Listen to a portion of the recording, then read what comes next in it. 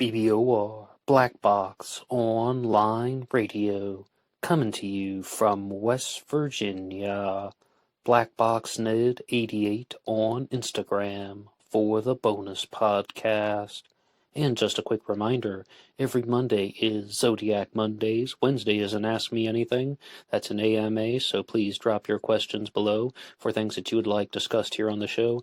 And Friday is an Anything Goes. Any subject is fair game, mostly talking about true crime, serial killers, the Zodiac Killer, but any subject is welcome. All right, so please share some ideas in the comment section about what you would like to hear about on this channel, and let's get started. Okay, hello everybody, today is Tuesday, and welcome to the first episode in a multi-part series on the Axeman of New Orleans. The Axeman was a serial killer that is quite similar to Jack the Ripper, quite similar to the Zodiac. However, the time frame is a little bit in the middle because Jack the Ripper was operating in 1888, and of course the Zodiac Killer was operating in 1968 and 69, and with both of those unknown serial killers, some people think that they were operating for much longer than that, and they only announced themselves to the public via a series of letters mailed in to the newspapers and taunts, perhaps even to the police. And then there are other people who think that there was no Jack the Ripper, there was no Zodiac Killer. They were media hoaxes that were perpetuated by people who worked at the newspapers. There are theories in both of those cases, and with the New Orleans Axeman, it really is a very similar journey. First, I would like to give a shout out to Lolo, who recommended this topic. Lolo said that a multi-part series on the New Orleans Axeman would be very good to do around Halloween, and right now it is the month of September, and if you're listening to this at a different time of year, I think that it is still very relevant because the New Orleans Axeman has never been captured. And I would also like to give a shout out to Walter and Playtime, because Walter just simply asked the question, where is Playtime lately? And that's just the secondary reason why I wanted to do this series, because Playtime was talking in the comments section about how the New Orleans Axeman is another example of yellow journalism, meaning that I think Playtime was leaning toward this being a media hoax. And there are conflicting theories. There are theories that are going to be in battle with each other. So let's look at some of the possibilities. And as you can see from this is totally an introduction. This is totally a part one. And we're really going back to just the early part of the 20th century, because as I've been going through sources in the introductory way as an absolute newcomer to this mystery, I was really having a difficult time finding out when the Axeman murders began, because if you were to get on Wikipedia, you might find something like the Axeman was operating between 1918 and 1919, but then once you get absolutely under the surface, in even the smallest way, you'll see that many people, I repeat, many people, believe that the New Orleans Axeman was a serial killer who operated well before 1918. I would like to go over to the website nolaghost.com, that's New Orleans Ghosts, and they have a segment here on the New Orleans Axeman. The Axeman of New Orleans is the nickname given to a person, a serial killer, that operated in New Orleans, Louisiana, and the surrounding counties, including that of Gretna. The dates are May 1918 to October of 1919. Justice was never served on the Axeman. He was never apprehended nor identified, and all the murders that bear his signature are cold cases. As the killer's name suggests, his victims were usually struck with an axe. Usually, we'll see that there's a different weapon involved. The weapon itself often belonged to the victim. The intruder would somehow sneak into the victim's house very deliberately, with the stealth of a cat. Wow, what a sentence. With the stealth of a cat. Sneak up on his prey and strike. The Axeman would make a bloody mess and then leave like a ghost in the night. The killer didn't rob his victims, nor did he assault them. Robbery wasn't a motivation. The bulk of the Axeman's victims were Italian immigrants, driving many to consider that the atrocities were ethnically motivated. And I want to stop right there, because as I was learning about the Axeman, I just decided to get online and see what I could find. And I was talking recently about how I've been listening to a lot of true crime while I've been driving. I use YouTube Premium as one of the absolute best investments that I've ever made, and I can just download shows like you can download BlackBoxOnlineRadio if you so wish. Oh, also you can find it on LaunchPad 1 for free. And I was just listening to a program while I was driving. I got in touch with Most Notorious once again. I used to listen to this program back in the day, as you might say, and they had an interview on that channel with Miriam C. Davis, and I am so glad that this was the first episode that I downloaded about the New Orleans Axeman, because Miriam C. Davis is the author of what they described as the definitive authority on the New Orleans Axeman, and she even said in that interview that one of the reasons why she decided to write the book, The Axeman of New Orleans, The True Story, once again by Miriam C. Davis, available on Amazon.com, is because she felt that there really wasn't, I guess you'd say just that, a definitive authority out there. You have lots of these sources that are online, and you have lots of YouTube videos. BuzzFeed has something out there, which I did not watch, because I am not a fan of any of the BuzzFeed true crime episodes, but I would like to go to her website, miriamghost.com, and look at the description that she has written for her book, The Axeman of New Orleans, The True Story. This is a true crime thriller, the story of a killer who stalked the streets of New Orleans in the early 20th century. The Axeman repeatedly broke into the homes of Italian grocers in the dead of night, leaving his victims in a pool of blood. L'Orlando Giordano, an innocent Italian grocer, and his teenage son Frank were wrongly accused of one of the murders. Corrupt officials convicted them with coerced testimony. Only 30 years after Jack the Ripper walked the streets of Whitechapel, the Axeman of New Orleans held an American city hostage, and the book tells his story. So some points that I heard Miriam C. Davis share in that Most Notorious interview is she believes the Axeman was operating well before 1918. We're talking at least 1910 or 1911. But at that time, the killer wasn't using an axe. She refers to those murders as the cleaver.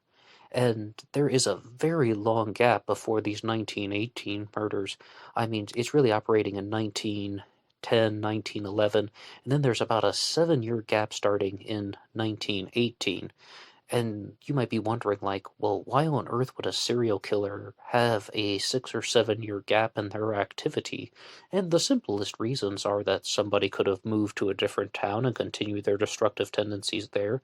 And also, there could be the possibility, which Miriam Davis strongly put forward, that she thinks that he was incarcerated for a completely different crime, and then once he was let out, he began attacking people. Mostly, she seems to think that there is a connection to Italian grocers. I mean, what a thing. With Jack the Ripper, the targets are sex workers. With the Moonlight murders and the Zodiac killer, the targets are mostly Lover's Lane victims, with one exception in both the Moonlight murders and the Zodiac killer. Okay, Lover's Lane murders targeting sex workers, that's very normal behavior with serial killers. With the Axeman targeting either Italian grocers or the family of Italian grocers, well, what exactly is going on with that? I mean, and not only Italian, but she really wanted to emphasize in that Most Notorious interview that they are Sicilian. So, ethnic discrimination, that is one theory, that because the Sicilian immigrants or people of Sicilian descent would be darker in complexion than a lot of the northern Italian immigrants, or just people from northern Italy in general, would be fairer in complexion on average. So there might have been some intense ethnic discrimination, and she was insisting that her theory is there's a single perpetrator that operated in the early part of that decade, that 1910 to 11 stretch thereabouts. I mean, it's really almost impossible to determine the beginning of this, and I'll say a big reason for that in a second. But then she thinks that there was one perpetrator who then went to jail for 6 or 7 years, and then when he was released, he continued the same type of killings, and that truly becomes the New Orleans Axeman that we know about in 1918 and 1919. But I would like to read off some of the names of the victims of the New Orleans Axeman, and you'll find that they aren't all Italian, actually. You have Joseph Maggio, you have his wife Catherine Maggio, Louis Bessemer, And then you have Harriet Lowe, Anna Schneider, Joseph Romano, Charles Cortimiglia, Rosie Cortimiglia, Mary Cortimiglia, Steve Boca, Sarah Lalman, Mike Pepitone. Oh, there's a very big story about Mike Pepitone, and because I mentioned his name, I will just share it right now. And to deviate from Miriam Davis's book and her interview that she had done, I was listening to the podcast 13 O'Clock, one that I hadn't heard in ages. You can find it on YouTube, the 13 O'Clock podcast. And they told the story about how Mike Pepitone was married to a woman named Esther. And her last name, I believe she remarried after Mike Pepitone passed away, and her name became Esther Albano. But that was the name of the man that she had married. Anyway, his widow, Esther Albano, followed a suspect from the New Orleans Axeman murders named Joseph Mumphrey out to Los Angeles, and she killed him because there's this legend that maybe he confessed to being the New Orleans Axeman, and she killed him in revenge for murdering her husband.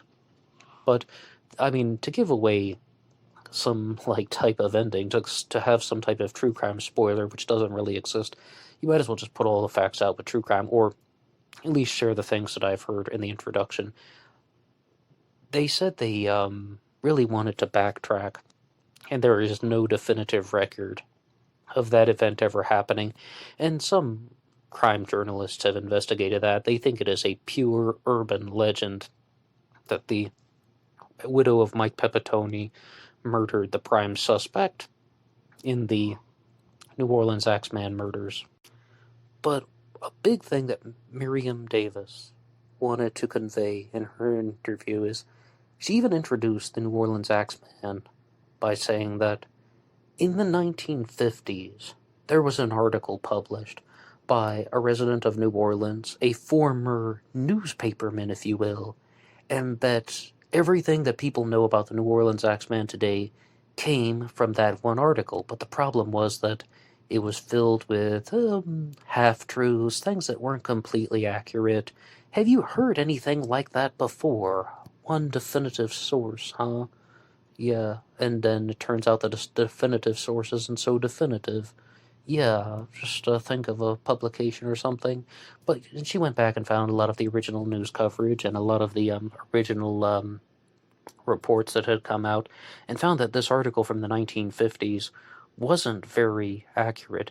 But she gives the writer the total benefit of the doubt, saying he was from New Orleans, he was like 10 years old at the time, he was probably just basing all of this off of his own memory of the events, and, the memory of a 10-year-old, or just the memory of somebody even 40 years after the fact, whatever age they are, unless they're like some type of savant, isn't going to be 100% perfect. Okay, I can follow what she's saying, but, some people might accuse that person of just blatantly fabricating it.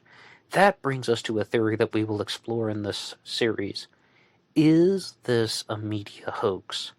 Now, you might be wondering, well, who committed the murders? If you just look up the New Orleans Axeman, you'll see that 6 people were murdered in the crime spree that took place from 1918 to 1919, and then 6 other people were injured. Well, who on earth committed those crimes, and how could this be a media hoax? Furthermore, how could there be a crime spree taking place in the earlier part of that decade, and then that is going to be a very similar set of crimes, which Miriam Davis believes is the same perpetrator? How could that still be a media hoax? And who would be responsible for that? Because let's not have any gray area. Real people are being attacked. I don't dispute that, and I don't think anyone is intended to dispute that. But who would be going after Italian grocers, Italian businessmen? How about organized crime? A very specific sect of organized crime.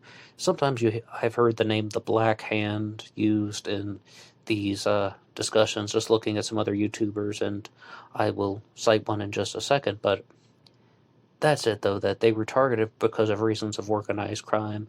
It's quite similar to the theory about how a gang is responsible for these crimes, and then the media is trying to make everybody think that it's one person.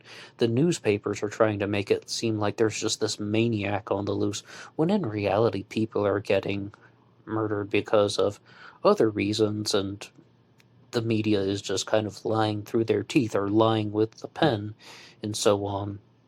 So that is one aspect of the Axeman hoax theory.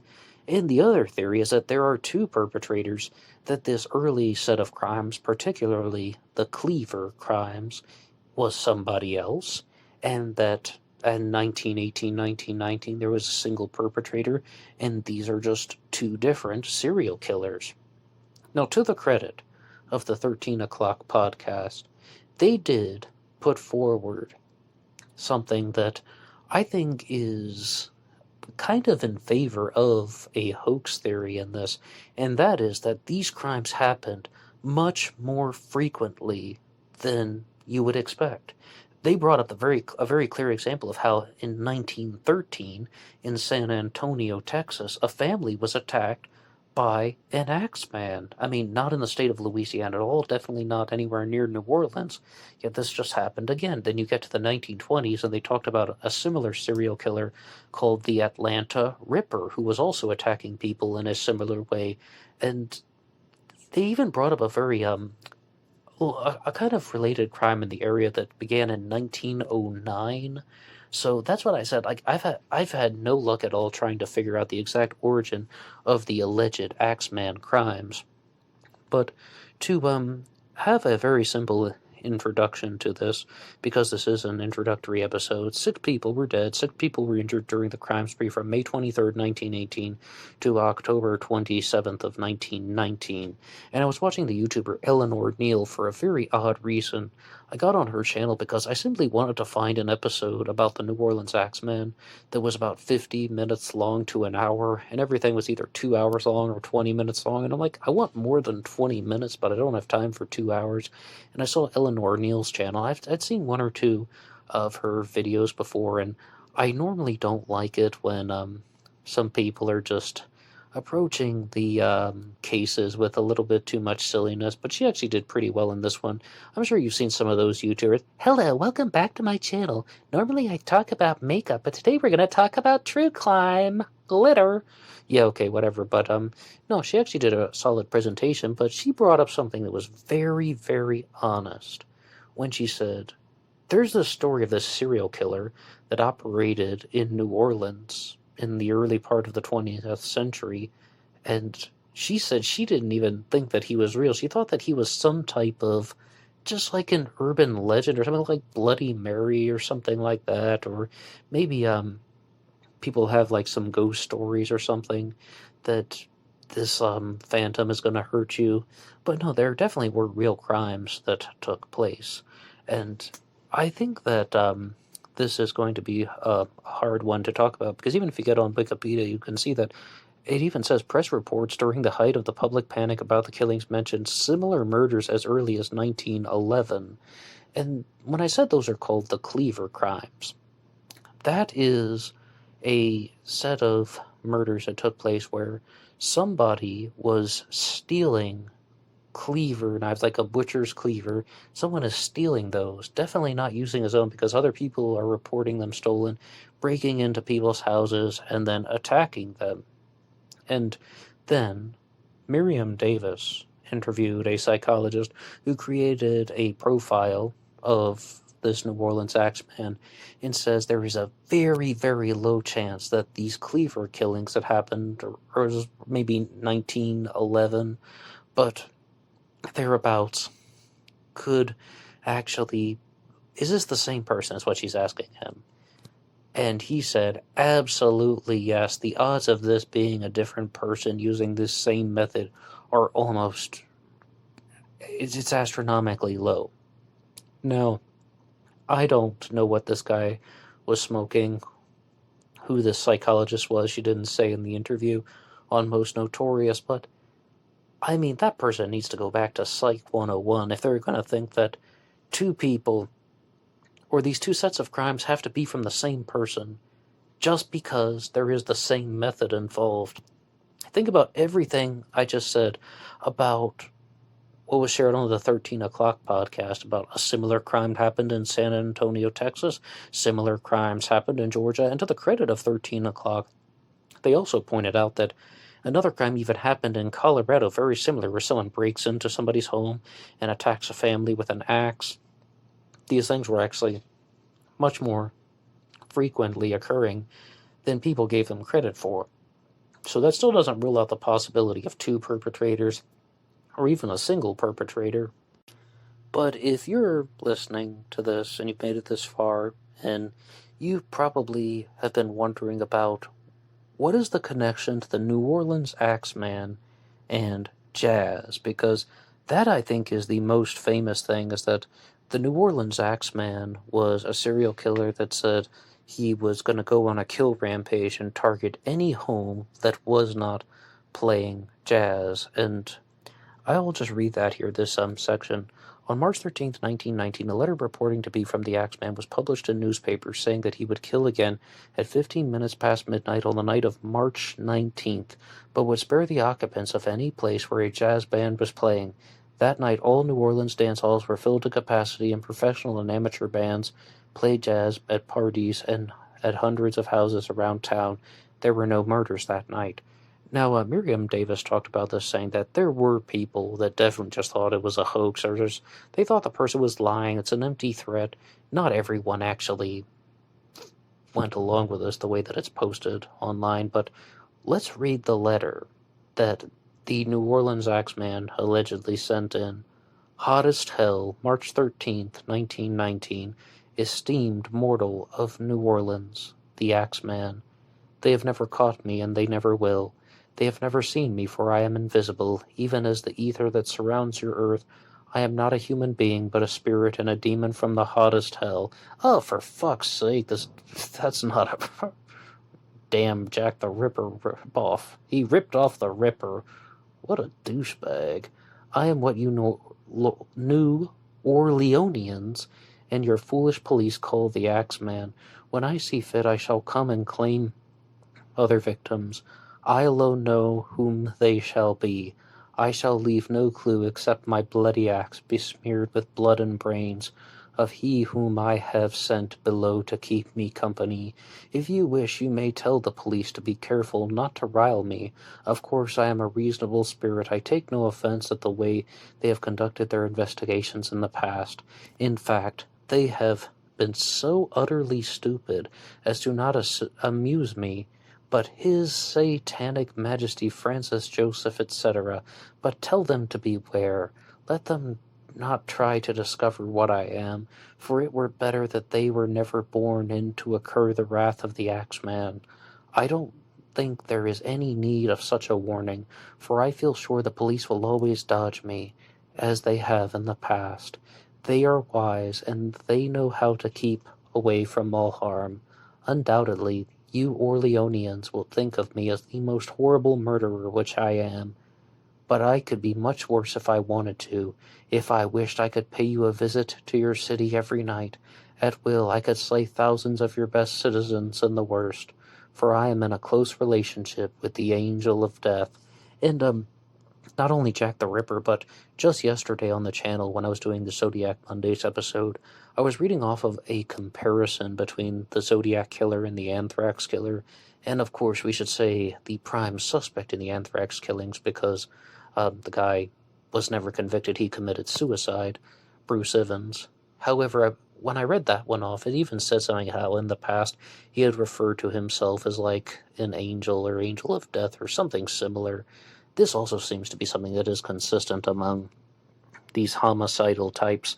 But I do have a lot of thoughts to say about this, so let's just keep going, because there's another part of the letter. Now, to be exact, at 12:15 earthly time on next Tuesday night, I'm going to pass over New Orleans in my infinite mercy. I'm going to make a little proposition to you people. Here it is.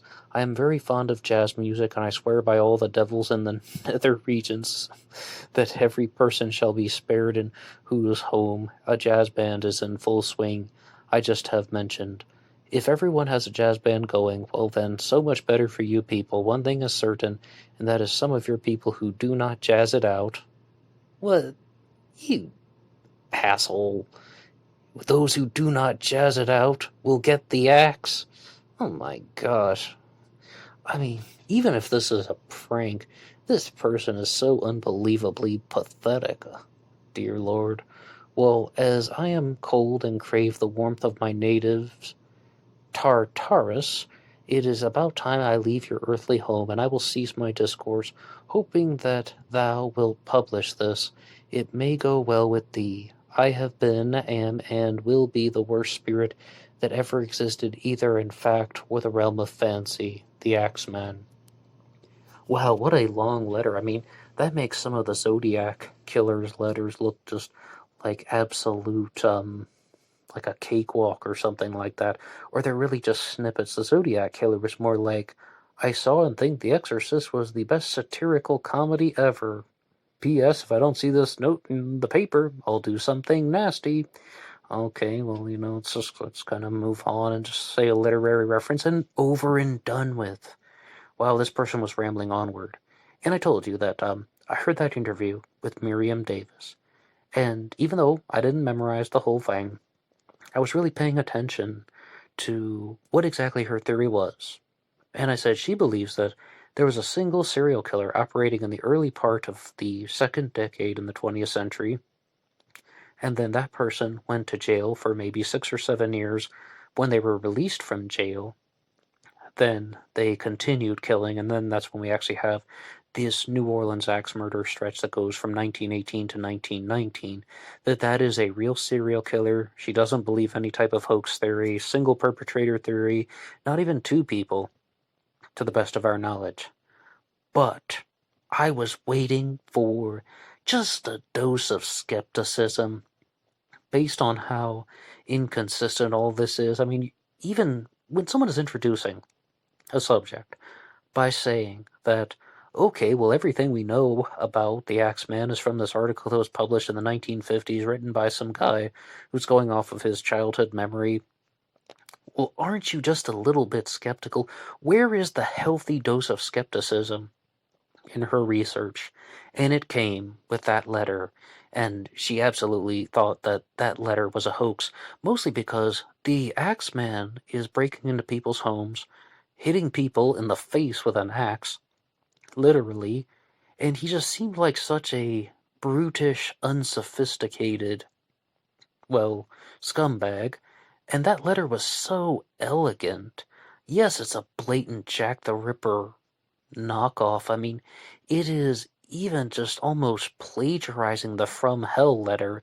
Yeah, okay, some things have been morphed and paraphrased into his own language, but like how the Jack the Ripper From Hell letter begins with From Hell at the top, and then that's like the introductory phase, and the New Orleans Axeman letter began with Hottest Hell, and then gives the date. So I'm definitely seeing some inspiration there, but yes, I'll say some things about Miriam Davis's theory as to who wrote the letter, because she has an individual suspect for writing the letter, and what I wanted to do with this Axeman series is, I didn't want to get bogged down on the suspects, because I did that with the Zodiac Killer mystery. I wanted to begin with the suspect list and just talk about, okay, I think this about this guy and this about that guy, this person has a theory and that person has a theory. That is ineffective. That's the reason why Black Box Online Radio has over 1,000 episodes now, is because you just go person after person. Okay, how about this guy? Nope. How about that guy? Nope. Okay, well, how about 2 guys? Nope. And it just goes on and on and on and on.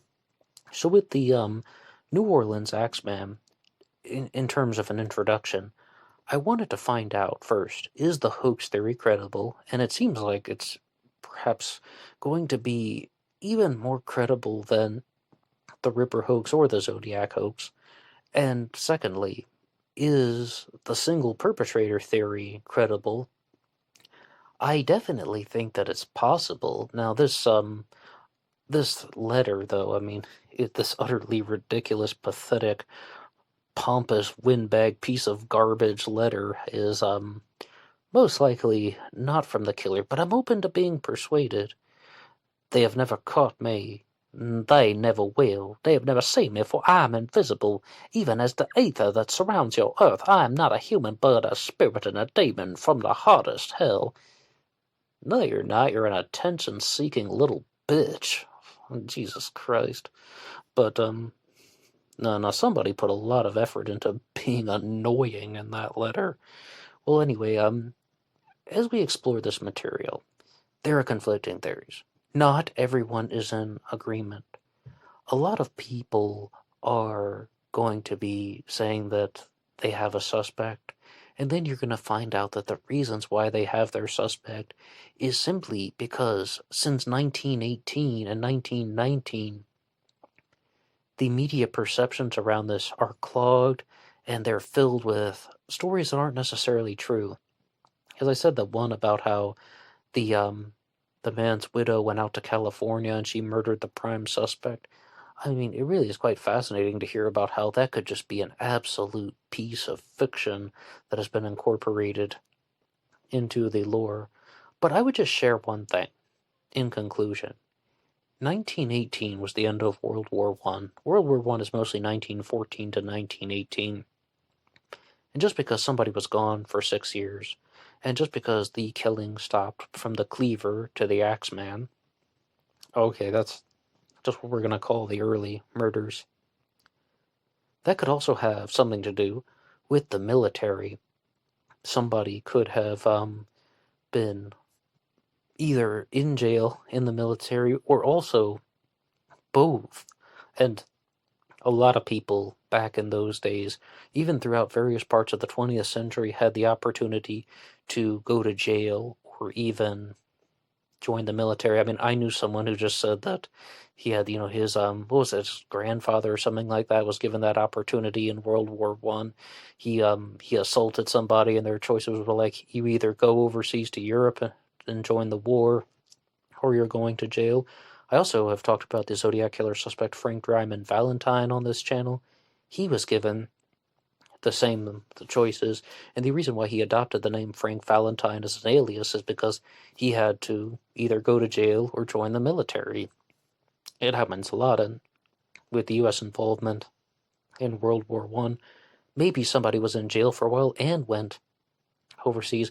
We have no idea, and it really is quite a mystery. But the long story short is, I know that this was an enormous, rambling, jumbled, mishmashed, not even the most well-programmed episode.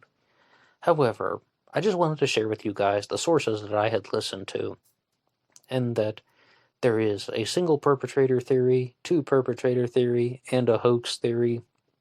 Which one is it? Thank you for listening to this, and please look out for part 2. Alright, that's all for me now. I'll try to be more organized in the future, and you can always check out Amazon.com for a copy of the book Killer on a White Horse by me, a novel. It's a murder mystery, totally fictional, but still, feel free to give it a read. And then you can also go over to the Teespring page, BlackBoxNid88 on Instagram, and I'll see you over there for the bonus podcast. Until next time.